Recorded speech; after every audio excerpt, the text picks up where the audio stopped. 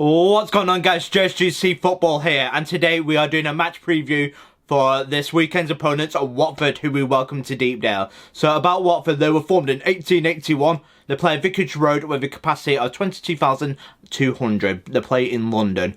So they are nicknamed the Hornets, because they're obviously from the colours that they're playing, with the nice yellow colour with black. So with Watford, they've been a yo-yo team ever since 2020. So in 2020, with the COVID season, they got relegated that year. 2021, they got promoted back. 2022, season gone, they've been relegated again. And of course, been, 2022 relegated. So we'll see if they go back up this year. Like I said, it'd be quite interesting. They're one of the favourites to go up. I've backed them as a second place. So we'll see if they do go up. I expect them to. Depends if they can keep all the key players. They've lost a few players. But they've got a few good players still left in that team. I think still got enough in them to get promoted once more.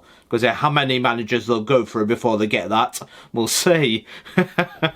So with Watford, they've had more managers than Soft and Mick. Because in recent times, ever since the Pozzo family took over, because I've just alluded to count, they must have had an absolute record.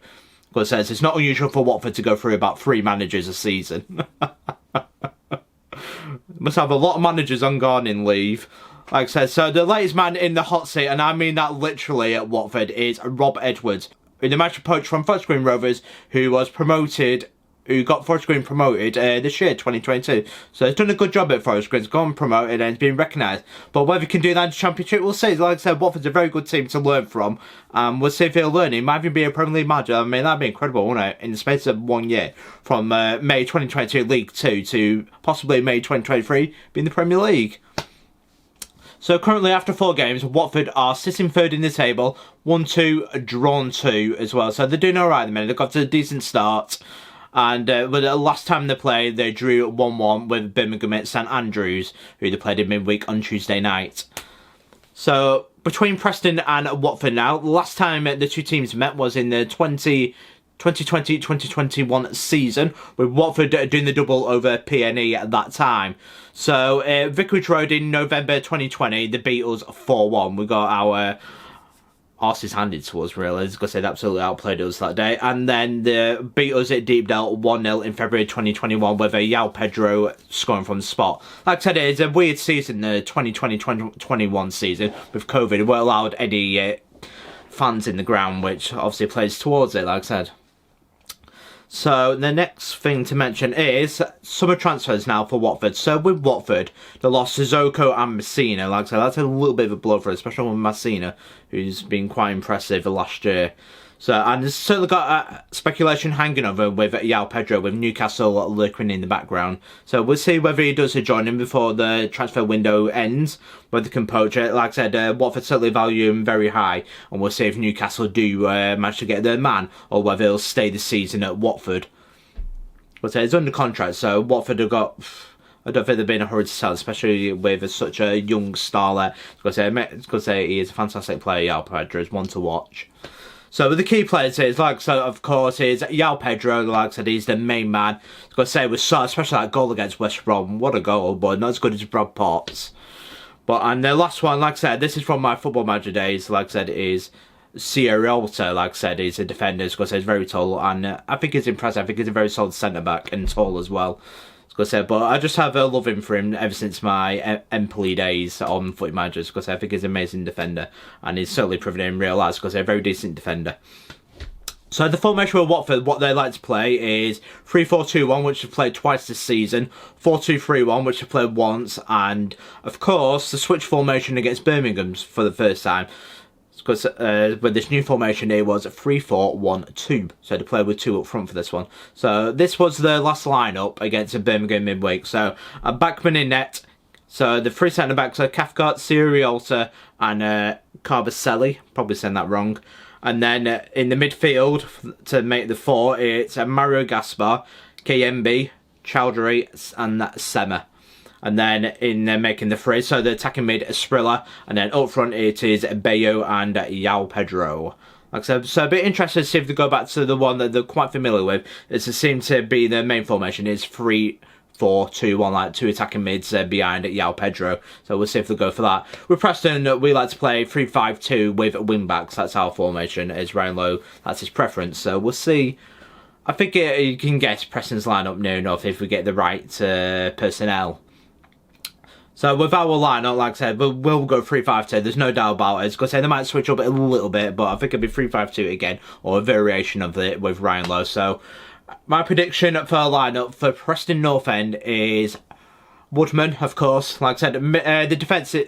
So the three centre backs pick themselves basically. So Story, Lindsay and Hughes. Special mention to Lindsay though. He's been a rock and Story's looked very comfortable since coming back. It's done the world of good that Sheffield Wednesday alone. Like I said, they look very comfortable for and with Woodman. Like I said, still not considered yet. Hopefully I don't jinx them. But it's the best start we've had to the championship this. Especially conceding. We've not conceded a goal yet. It's amazing 4 goals. We'll just need to score more. So we'll see who we play. Like I said, I like to see McCann, but I don't think he'll be starting again. Like I said, it seems to be the forgotten man and keeps getting left out. So I think it'll be a Whiteman that'll play. I'd be surprised if we don't see Ledson again. And then I think it'll be Brown. I think he'll try Johnson, like I said. It'd be quite interesting. Then I think for the 2 up front, it'll go with Parrott. And I think behind it, and like I said, I think he'll try Brown behind him like that. I think it'll be like an attacking mid. That's what I think he'll go for. So I reckon Reece will be on the bench. Like I said, we've got our own speculation with Emil Reece. Like I said, so we'll see if he gets poached by Middlesbrough. But they'll have to cough out, like I said, there's a rumour at the minute, Preston looking at 8 million. If there's good negotiations, if we're good at that, I'd try and negotiate that up to 10. Because he got 18 goals last season, 16 of them in the Championship. That's not to be sniffed at at all. That's proven Championship, and I won't sell for any less than 10, especially in today's market, like I said. And then the crucial thing with Preston, like I said, we're so guilty of it, is not reinvesting some of that money back into the team. Like I said, is if we couldn't get Robinson, if we couldn't tempt him back or even buy him back, like I said, he's still young enough to be decent, and he's proven Championship, like I said. So let me know, Northampton fans, if we did sell Emil Reece, who would you like to see in the team? If, let's say, 10 million, I'll play the devil advocate of 5 million. So if we have 5 million, who would you like to see us spend that on? Let me know, Preston fans. So with Watford, I think they're a very good team, and this is our biggest test today for Preston. So we'll see how we fare. Because we'll be pretty matching up line. Because with formation, we'll be lining up quite similar, especially with 3 at the back, as Watford seem to favour it as well. Just a different variation of it. So I think it'll be a very tight game, this one. So again, I'm going to go positive. I'm going to say we do Watford, but we concede. 2-1 Preston. I just got a funny feeling. And I'm going to go with my gut instinct. Just a funny feeling I have. It tells me Preston will beat Watford.